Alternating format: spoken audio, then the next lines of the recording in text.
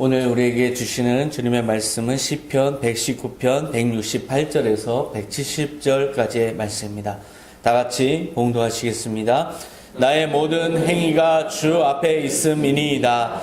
여호와여, 나의 부르짖음이 주의 앞에 이르게 하시고 주의 말씀대로 나를 깨닫게 하소서. 나의 간구가 주의 앞에 이르게 하시고 주의 말씀대로 나를 건지소서. 아멘. 오늘 말씀의 제목은 간구가 주 앞에 이르도록입니다.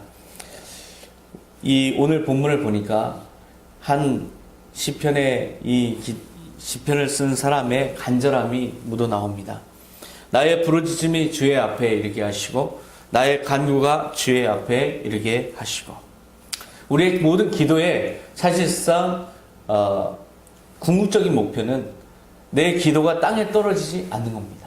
우리는 기도를 누구한테 합니까? 내 자신에게 내가 바라는 대로 내가 자연을 향해서 기도하는 게 아닙니다. 우리의 기도는 전능하신 하나님의 존전 앞에 상달되어야 합니다. 전달되어야 됩니다. 주님께서 나의 기도를 들으셔야 됩니다. 정말 기도의 기도 가운데 가장 힘든 것은 내 기도를 주님이 들으시는가에 대한 확신이 없을 때 가장 힘듭니다.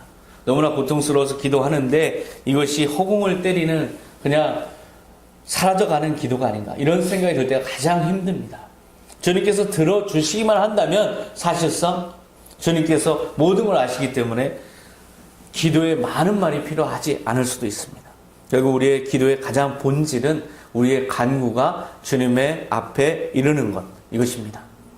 그런데요, 그런 기도를 통해서 우리가 기도한 것이 주님의 앞에 이르렀다는 걸 확신할 수 있는 방법이 무엇입니까? 주의 말씀이 나에게 깨달음으로 다가올 때, 그리고 내가 주님의 응답을 현실로 볼 수 있을 때, 그때야말로 정말 하나님과 소통하는 인간의 그 위대함을 우리는 경험하게 됩니다. 어떻게 인간이 전능자에게 말을 하고 또 전능자가 나를 생각해서 내가 기도한 대로 응답해 줄 수 있는가?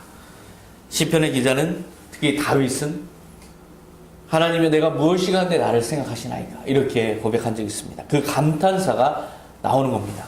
그리고 우리의 기도는 하나님께서 들어주시기를 바라는 것, 그리고 하나님께서 내가 기도한 대로 응답해 주시는 것을 내 눈으로 보게 되는 것, 이것이 우리의 궁극적인 신앙의 목적 아닙니까?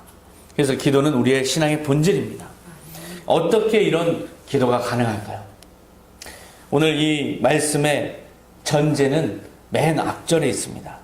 나의 모든 행위가 주 앞에 있음이니이다. 내 모든 행위가 주 앞에 있음을 고백하는 자에게 주님께서 그 믿음대로 그 기도를 들으시고 또 응답해 주신다는 그런 말씀입니다. 우리의 모든 기도가 살아계신 하나님 앞에 기도가 드려져야 됩니다. 내가 하나님의 살아계심을 믿지 않고 그냥 내가 원하는 대로만 허공을 향해서 기도한다고 되는 것이 아닙니다. 먼저 하나님께 나아가는 자는 반드시 그분이 계신 것을 믿어야 됩니다. 그리고 상 주신이심을 믿어야 됩니다. 그러면 주님께서 그 믿음대로 역사해 주시고 그 믿음대로 우리에게 응답해 주시는 것입니다. 우리의 기도는 살아계신 주님을 향한 기도라는 것을 우리는 분명히 이 시간 깨달아야 됩니다. 종교개혁자 중에 존 녹스라는 분이 계십니다.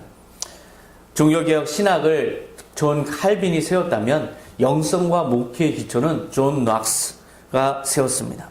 1550년경에 가톨릭 타락이 아주 극에 달했을 때 그 가톨릭의 타락을 비판하면서 종교개혁 신앙을 받아들이고 또 스코틀랜드 종교개혁을 이끌었던 분입니다. 에딘버러에 가면 존 녹스의 그 집이 있습니다. 그리고 그 기념관이 있는데요, 거기에서 참 많은 숙연한 또 감동을 느낀 적이 있습니다. 이 존 녹스는 평생을 이 종교개혁 신앙에 입각해서 살아계신 하나님을 인정하면서 기도했던 사람입니다. 이 존 녹스의 기도를 많은 분들이 감동스럽게 전하고 있는데요, 이 존 녹스가 가톨릭을 비판했을 때 피해 여왕이었던 메리 여왕이 박해를 하기 시작합니다. 메리 여왕이 이 종교개혁 신앙을 아주 박해하고 감옥에 가두고 그런 상황인데도 불구하고 기도의 사람 존 녹스는 그 가톨릭을 향해서 또 핍박하는 여왕을 향해서 이렇게 이야기합니다. 로마 교회는 창녀다. 교회든 관습이든 온갖 영적인 간음으로 이미 더럽혀져 있다. 만약 회개치 않으면 교황도 왕도 심판을 면하지 못할 것이다. 이것은 당시에 목숨을 건 비판입니다. 교황이 어떻게 심판을 받습니까? 왕이 하나님의 뜻대로 세워진 왕이 어떻게 심판을 받습니까? 그래서 교황은 어떠한 것이든지 교황 무오설이라 입각해서 어떠한 것도 옳지 않은 것이 없다. 이런 세상에서 교황도 왕도 심판을 면치 못할 것이다. 이렇게 주장했으니 얼마나 그 당시 아주 급진적인 주장입니까? 결국 존 녹스는 감옥에 갇히고 맙니다. 감옥에 갇혀서도 계속해서 그 외침을 접지 않고 계속 그 비판을 이어갑니다. 메리 여왕은 이 존 녹스를 감옥에 가두고 나서 통쾌하다 이렇게 생각했을지 모르지만 곧바로 중병에 걸립니다.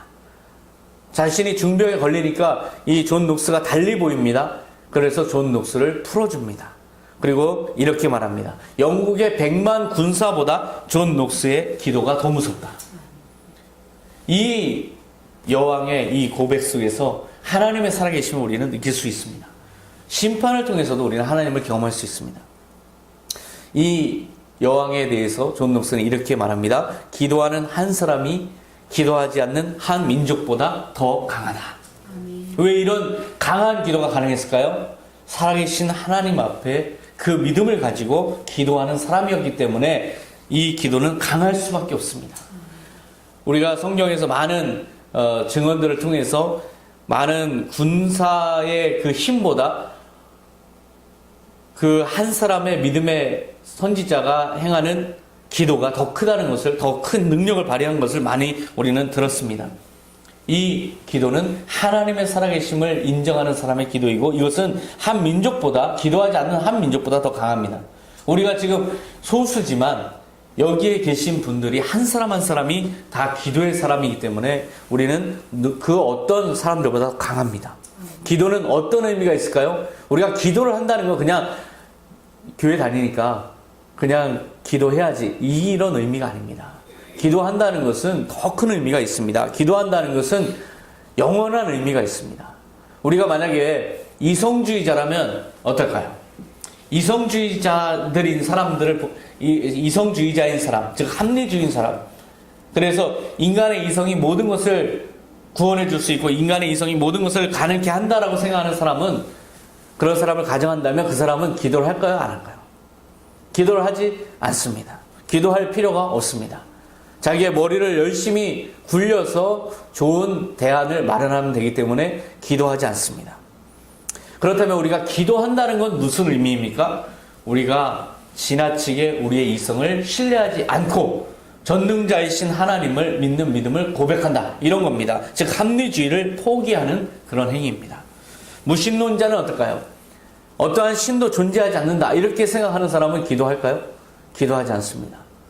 기도할 필요가 없습니다. 기도할 대상도 없습니다. 그렇다면 우리가 기도한다는 것은 무슨 의미입니까? 유일하신 하나님, 유일하신 전능자, 유일한 창조주를 인정하는 겁니다. 그리고 무신론을 포기하는 겁니다. 우리가 만약에 모든 것이 물질에 의해서, 물질적 조건에 의해서 결정된다고 생각하는 유물론자라면 어떻게 할까요? 기도할까요? 절대로 기도하지 않습니다. 결국 돈이 권력이고 돈이 진리라는 생각에 절대로 기도하지 않습니다. 오히려 수단과 방법을 가리지 않고 돈만을 얻으려고 하겠죠. 그런데 우리가 기도한다는 것은 무엇입니까? 우리의 물질의 주권이 하나님께 있음을 인정하는 겁니다.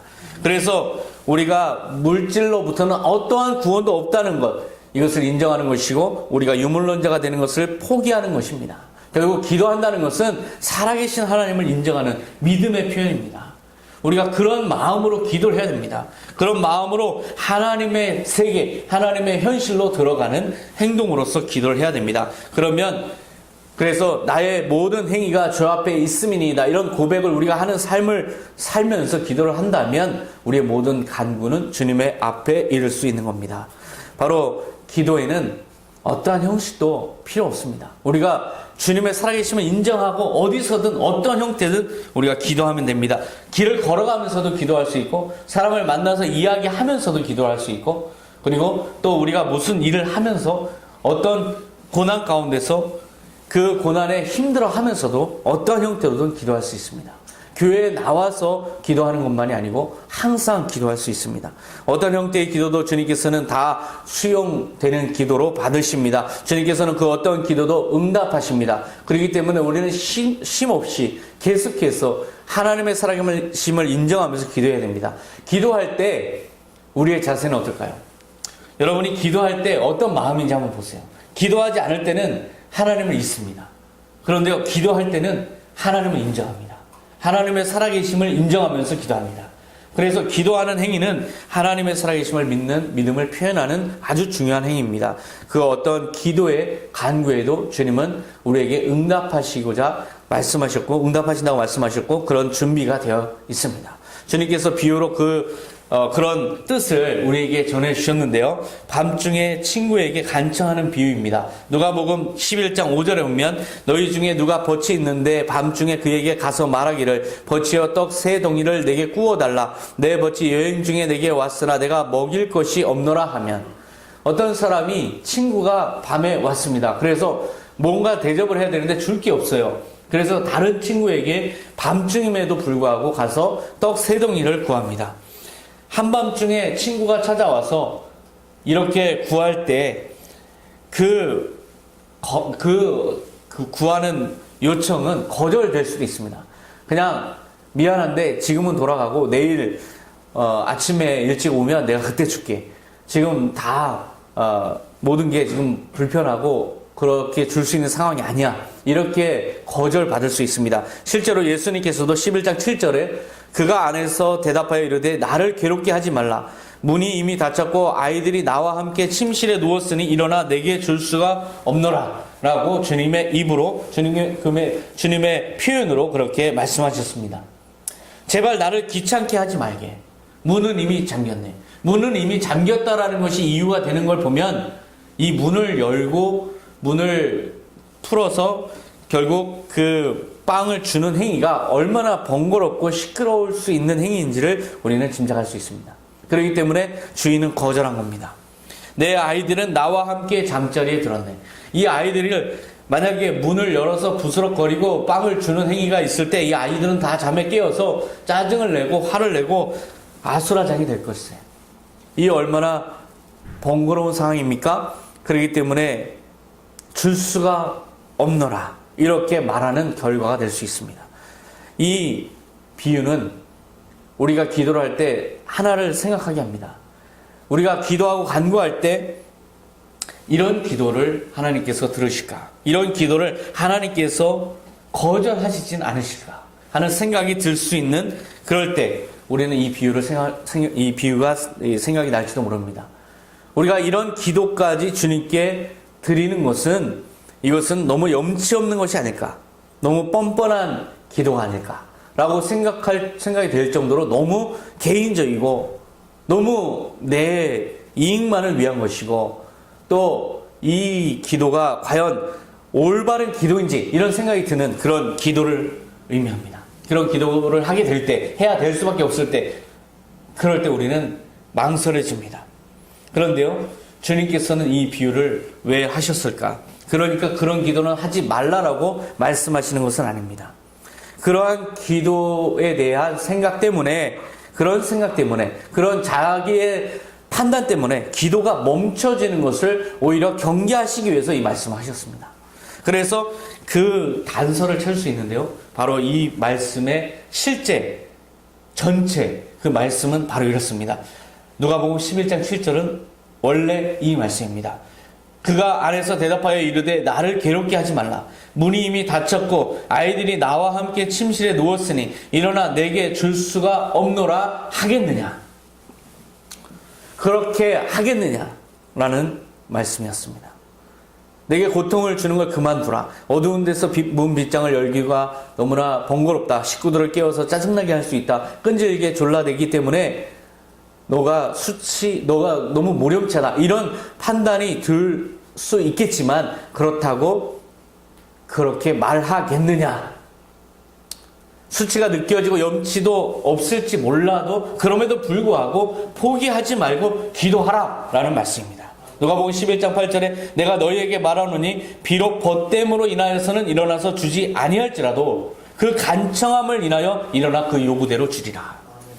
결국 주님께서는 우리에게 말씀하시는 것이 무엇입니까? 간청하라.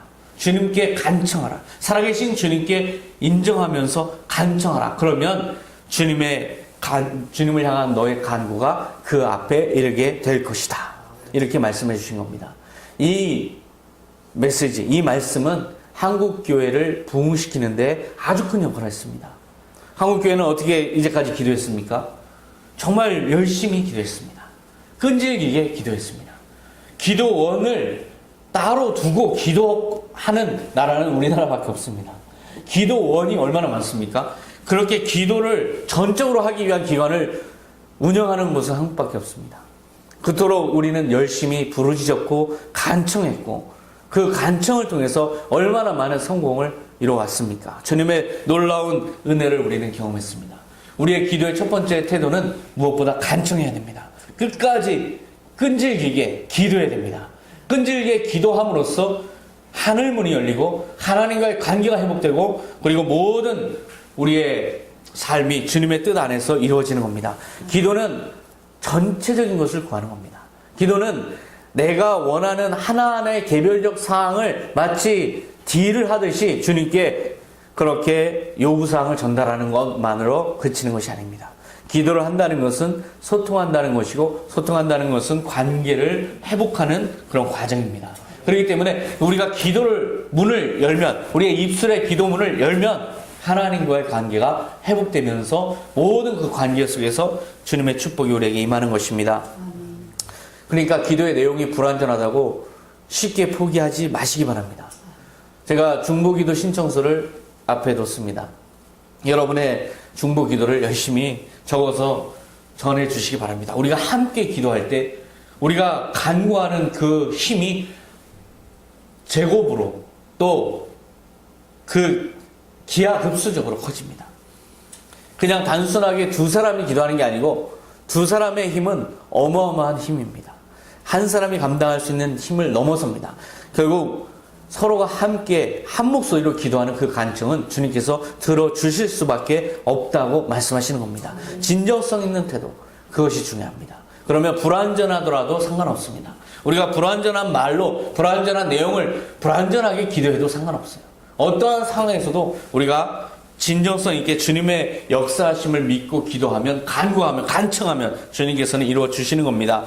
요한일서 5장 14절에 그를 향하여 우리가 가진 바 담대함이 이것이니 그의 뜻대로 우리 무엇을 구하면 들으심이라. 우리가 무엇이든지 구하는 바를 들으시는 줄을 안즉 우리가 그에게 구한 그것을 얻는 줄을 또한 아느니라. 우리가 주님께서 역사하심을 완전히 믿고 주님의 뜻대로 간구하면 주님께서 어떤 것이든지 우리에게 주시기 때문에 우리가 이미 기도할 때 그것을 얻는 줄을, 나아가 얻은 줄을 또한 알게 되는 겁니다. 우리가 기도할 때 이미 얻은 줄 아는 것, 이것이 엄청난 신앙입니다. 주님의 뜻대로 구할 때 우리는 그러한 확신을 가질 수 있습니다. 예수님께서는 어떻게 기도하셨을까? 예수님께서도 간구하셨습니다. 누가복음 6장 12절에 예수께서 기도하시러 산으로 가서 밤이 새도록 하나님께 기도하시고 밝음에 그 제자들을 부르사 그 중에서 12를 택하여 사도라 칭하셨으니 밤이 새도록 주님께서도 아버지께 간구하셨습니다. 그렇게 간구하시는 기도를 주님께서 본으로 보여주셨기 때문에 우리도 열심히 간구해야 됩니다. 그런데요, 하나님의 뜻대로 구하는 간구가 진정으로 응답될 수 있고 하나님을 기쁘시게 하는 기도입니다. 우리는 어떻게 하나님의 뜻에 맞는 기도를 할 수 있을까요? 어떻게 하나님의 뜻에 합당한 기도를 할 수 있을까요? 그러면 하나님의 뜻에 합당한 기도는 빨리 응답되고 더 정확하게 응답되고 더 우리에게 즉각적으로 응답이 됩니다. 하나님의 뜻대로 하는 기도는 어떻게 하는 것일까? 우리는 우리의 간구를 열심히 부르짖을 수 있지만 그것이 하나님의 뜻대로 기도하는 것인지 아니면 나의 뜻대로 나의 욕망에 따라서 기도하는 것인지 알 수 없을 때가 있습니다. 우리가 열심히 기도하다 보면 성령님이 우리를 도우시기 때문에 우리의 기도는 하나님의 뜻에 맞는 기도로 바뀌어집니다. 로마서 8장 26절에 이와 같이 성령도 우리의 연약함을 도우시나니 우리는 마땅히 기도할 바를 알지 못하나 오직 성령이 말할 수 없는 탄식으로 우리를 위하여 친히 간구하시느니라. 하나님의 깊은 것까지 통달하시는 성령님이 우리의 연약함, 우리의 기도의 연약함을 도우셔서 하나님의 뜻에 맞는 기도로 바꿔주십니다. 우리를 대신하여 친히 간구하시느니라. 아무리 죄인이 자기가 어떤 일을 했다고 얘기를 하더라도 변호사는 법정에서 그대로 얘기하는 것이 아니라 불리한 증언들은 빼고 유리한 증언들로 바꿔서 법리적으로 맞게 재판장이 바로 알아들을 수 있게 그렇게 우리를 대언해 줍니다. 마찬가지입니다. 성령님께서도 보혜사이시기 때문에 우리를 그렇게 도우십니다. 로마서 8장 27절에 마음을 살피시는 이가 성령의 생각을 아시나니 이는 성령이 하나님의 뜻대로 성도를 위하여 간구하심이라. 성령님이 우리를 도우시기 때문에 우리는 계속해서 간구하고 부르짖으면 성령께서 주님의 뜻을 우리에게 알려주시고 우리의 기도를 바꿔주시고 하나님의 뜻에 맞는 기도를 하게끔 바꿔주십니다. 처음에 우리는 기도할 때 내가 원하는 대로 막 기도를 해요. 이거 해주세요, 이거 해주세요, 이거 해주세요. 근데 마음에 하나님의 감동이 임합니다. 우리가 그렇게 기도를 하다 보면 하나님께서 우리에게 깨달음을 주십니다. 하나님께서 우리에게 말씀하십니다. 이것이 어떻게 하나님의 뜻에 합당한 기도가 될지를 우리에게 충고하십니다. 그래서 우리의 기도가 바뀝니다. 감사와 찬양의 기도, 하나님의 영광을 받으시옵소서의 기도로 바뀝니다. 그러면서 하나님의 뜻에 맞는 기도를 하게 되고 그 기도는 즉시 응답되는 것입니다. 기도를 한다는 것은 하나님을 생각하는 것입니다. 그렇기 때문에 우리의 기도가 나만을 생각해서 하던 기도도 하나님을 생각하면서 결국 하나님께 감사하는 마음이 생기면서 그 기도가 조금씩 바뀝니다. 그래서 성령님이 우리의 기도를 도우시고 그래서 우리가 자유의지로 기도를 하더라도 하나님의 뜻에 맞는 기도로 우리는 결국 바뀌게 됩니다. 빌립보서 4장 6절에 아무것도 염려하지 말고 다만 모든 일에 기도와 간구로 너희 구할 것을 감사함으로 하나님께 아뢰라. 그리하면 모든 지각에 뛰어난 하나님의 평강이 그리스도 예수 안에서 너희 마음과 생각을 지키시리라. 이렇게 말씀하십니다. 우리가 모든 일에 기도와 간구로 나아가다 보면 우리의 마음 가운데 성령님의 은혜가, 성령님이 전해주시는 은혜가 임하게 되고 그러면 우리가 그 기도가 감사함으로 바뀝니다. 감사함으로 바뀔 때 우리는 마음의 평강이 임합니다. 주님, 이 모든 일을 통해서 주님 영광 받으시옵소서 라는 기도로 우리의 기도가 바뀔 때 비로소 이 기도가 응답되겠구나 확신을 갖게 됩니다. 내가 나의 원하는 것만 막 기도할 때는 이것이 응답될까 의심이 되지만 이것을 통해서 하나님 영광 받으시옵소서 라는 기도로 마무리가 될 때 하나님께서 이 모든 것을 들으시겠구나 확신하게 됩니다. 그러면 우리의 마음과 생각이 하나님께서 우리의 삶을 인도하시고 함께 하시는 그 확신으로 가득 차게 되고 평강이 임하게 되고 결국 기도가 온전한 기도로 바뀌게 되는 것입니다. 이것은 성령님께서 도와주시기 때문에 가능한 거죠. 우리의 기도는 그래서 고민이 필요 없습니다.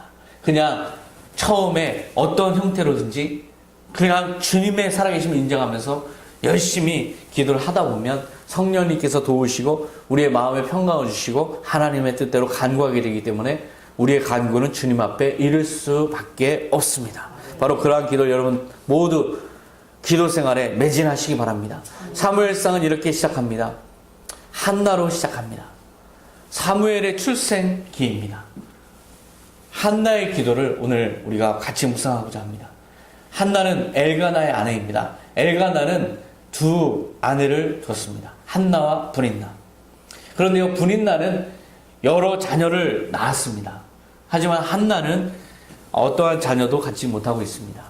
엘가나는 이 한나를 아주 열렬하게 사랑합니다. 그러나 자녀가 없어서 마음의 안타까움을 가지고 있습니다. 브닌나는 한나가 자식을 갖지 못하는 것 때문에 그 약점을 잡고 날마다 조롱하고 괴롭히고 놀리고 업신여깁니다. 한나는 믿음이 좋은 여인입니다. 그렇기 때문에 이 성경에 이렇게 특별히 기록되는데요. 믿음이 좋은 한나라고 해서 이렇게 조롱하고 놀리는 것에 대해서 아주 은혜롭게 또 그것을 겸허하게 받아들이고 용서하고 그랬을까요? 전혀 그렇지 않습니다. 한나도 격분해서 울면서 음식도 먹지 않고 그렇게 괴로워하고 힘들어했습니다. 한나라고 해서 특별한 존재가 아닙니다. 특별한 믿음과 성품을 가진 사람의 기도가 특별히 응답되는 게 아니라는 겁니다. 기도의 응답은 사람으로부터 조건이 없습니다. 기도의 응답은 사람이 특별한 믿음을 가지고 있어서 더 잘 이루어지고 더 못 이루어지고 그게 아닙니다. 어떠한 상황에서도 기도하는 자가 응답을 받는 겁니다. 성전에서 한나가 기도합니다. 소리내서 자식 달라고 기도 못하니까 마치 술에 취한 사람처럼 입술만 우물우물하면서 기도합니다. 안타까운 표정을 하면서 입술만 우물우물하면서 그렇게 기도하니까 엘리 제사장이 마치 술 취한 여인 취급합니다. 나중에 이 모든 상황을 파악하고 엘리 제사장은 한나를 축복합니다. 기도의 내용이 무엇이었을까요? 한나가 처음에 어떻게 기도했을까요? 여러분이라면 어떻게 기도하겠습니까? 주님, 저에게 자식 하나 줘서 저 분인날을 속 시원하게 복수하게 해주시고 내 모든 처지를 회복시켜 주시옵소서, 이렇게 기도하지 않을까요? 처음엔 그랬을지 모릅니다. 그런데요, 기도를 하다 보니까 성령님께서 그 마음에 하나님의 뜻대로 간구하게 인도하십니다. 그래서 그 기도가 승화됩니다. 자기 욕심을 내려놓게 되고 하나님의 영광, 하나님의 뜻에 맞는 믿음의 기도를 하게 됩니다. 사무엘상 1장 11절에 전능하신 여호와여, 이 여종을 굽어 살피소서 내 고통을 보시고 나를 기억하셔서 아들 하나만 주시면 내가 그를 평생토록 여호와께 바치겠습니다. 자기 자신도 놀랐을 겁니다. 내가 어떻게 이런 기도를 할 수 있었지? 고난 속에서 기도하는 중에 성령님께서 인도해 주셨기 때문에 이런 기도를 하게 됐습니다. 하나님을 기쁘시게 하는 기도. 그래서 한나는 확신을 갖게 됐습니다. 아, 이 기도는 하나님께서 나에게 주신 기도구나. 하나님께서 이것은 반드시 응답하시겠구나. 사무엘상 1장 18절에 보면 가서 먹고 얼굴에 다시는 근심 빛이 없더라. 한나는 근심하지 않았습니다. 수심에 쌓이지 않았습니다. 참 놀랍지 않습니까? 아무리 어떤 그렇게 기도를 했다 하더라도 어떻게 이렇게 바뀔 수 있습니까? 물론 하나님께서 들어주실 것이라고 믿었기 때문에 그렇죠. 믿어야 합니다. 그런데요, 그게 쉽지가 않아요. 여러분도 그렇게 기도할 때가 있을 겁니다. 주님, 이 모든 것 중에 영광 받아 주시옵소서. 그런데 좀 이따 돌아가면서 큰일 났네. 안 되면 어떡하지? 또 이렇게 고민이 시작됩니다. 왜요? 아직 현실로 나타나지 않았기 때문에 그렇습니다. 한나는 더 특별한 믿음이었기 때문에 이렇게 근심빛이 없을 정도로 완전하게 믿었을까요? 저는 그렇게 생각하지 않습니다. 우리와 동일하다고 생각합니다. 되어야 믿는 거 아닙니까? 되어야 믿지. 믿으면 된다. 되어야 믿죠. 이게 우리의 고민 아닙니까? 하나님과의 고민은 바로 그겁니다. 되어야 믿는다. 그런데 믿으면 된다. 이거 맨날 우리는 이거 가지고 싸우고 있습니다. 한나 역시 그런 갈등 속에 있었을 겁니다. 한나는 성전에서 기도하기 전까지 이 기도를 안 하다가 여기서 기도를 했는데 바로 이렇게 기도가 나와서 비로소 믿음의 확신을 가졌을까? 물론 한나는 그 전에도 기도를 했을 겁니다. 그런데요, 특별합니다. 이 기도의 끝에 한나는 근심하지 않게 됐습니다. 왜 그런 결과가 됐을까요? 바로 하나님의 영광을 위해서 기도했기 때문입니다. 하나님의 영광을 위해서 기도하면 확실한 믿음을 우리는 가질 수 있습니다. 그를 평생토록 여호와께 바치겠나이다. 이제 아들을 낳으면 불인나에게 복수하는 게 중요하지 않습니다. 기도는 중요했습니다. 그런데요, 이 기도를 나도 모르게 하게 되고 나서 더 이상은 그런 차원을 머물러 있지 않습니다. 이미 그 차원을 뛰어넘게 됩니다. 엄청난 깨달음이 왔을 겁니다. 성령님께서 인도하셔서 내가 이런 기도를 하다니. 그러면서 많은 깨달음이 있었을 겁니다. 이 아이가 내가 얻게 된다면 어떤 아들인데 하나님께 바치겠나이라는 기도를 했을까? 이 아들은 나의 소유가 아니구나. 이 아들은 내 명예를 위한 도구가 아니구나. 이 아들은 나의 자산이 아니구나. 하나님의 영광을 위해서 하나님께서 나에게 맡겨주시는 아들이구나. 바로 이런 생각을 했을 겁니다. 이것이 바로 청지기적 깨달음 아닙니까? 바로 그럴 때 범민에서 다 벗어나게 되는 겁니다. 그리고 하나님이 역사하실 것을 확신하게 되는 겁니다. 여러분은 어떤 기도를 하고 있습니까? 여러분을 기도하게 만드는 주제가 무엇입니까? 그 기도의 본질이 무엇입니까? 혹시 누구를 위한 기도입니까? 혹시 내 자존심, 내 안전, 내 행복을 위한 기도 아닙니까? 그렇다면 우리는 계속 근심할 수밖에 없습니다. 이것이 빨리 하나님께서 해주셔서 내가 확 시원하게 어떻게 잘 돼서 확 복수도 하고 사람들에게 나의 잘남을 보여주고 이래야 될 텐데, 그러면 계속 근심하게 되어 있습니다. 한나를 기억하시기 바랍니다. 어떻게 하면 그 기도가 응답되었음을 확신하고 돌아가서 근심병 없이 완전히 확신할 수 있을까? 사실 우리가 한나의 기도를 보면 우리의 기도 대부분이 기도 자체가 필요 없는 그런 기도라는 생각이 듭니다. 자기 중심적 기도라는 거죠. 물론 어떤 기도든 주님께서 받으시지만 완벽한 기도가 무엇일까? 이 시간 묵상하기 원합니다. 완벽한 기도는 무엇일까? 내가 지금 그 기도하는 것을 주님의 영광을 위해서 바치겠나이다. 이것이 가장 완벽한 기도입니다. 그 기도 앞에는 어떠한 불신도 없습니다. 왜? 하나님께서 하나님의 영광을 위해서 하실 것이기 때문입니다. 간구가 주님 앞에 완전하게 이룰 수 있는 기도는 바로 그런 기도입니다. 이 모든 걸 통해서 주님 이거 해 주시옵소서, 주시옵소서, 주시옵소서. 그런데요, 이 모든 것을 통해서 하나님께 드리겠나이다.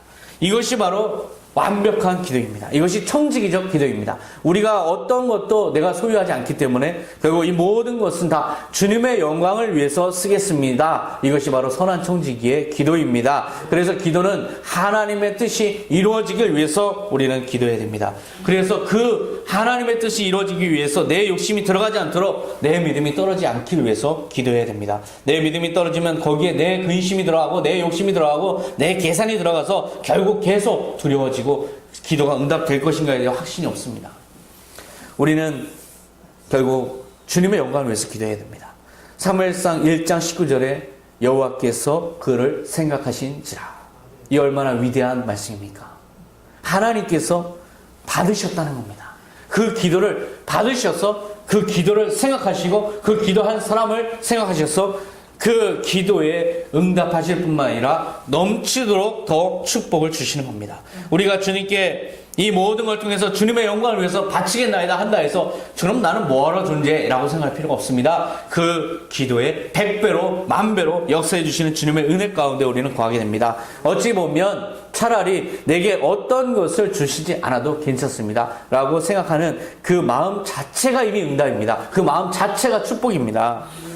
성경 오늘 간구가 주 앞에 이르는 기도를 한 한나의 마지막을 보여줍니다. 사무엘상 1장 27절에 내가 이 아이를 위하여 기도하였더니 내가 구하여 기도한 바를 여호와께서 내게 허락하신지라. 그러므로 나도 그를 여호와께 드리되 그의 평생을 여호와께 드리나이다 하고 그가 거기서 여호와께 경배하니라. 지금 한나의 마음엔 분인나에 대한 어떠한 복수심도 없습니다. 이미 그것을 초월했습니다. 그것을 초월함으로써 극복했습니다. 원하던 아들을 얻었지만 그 아들에 대한 집착도 없습니다. 그것을 통해서 오히려 하나님의 살아계심을 확신하는 한나를 보십시오. 거기서 여호와께 경배하니라. 이것이 진정 응답입니다.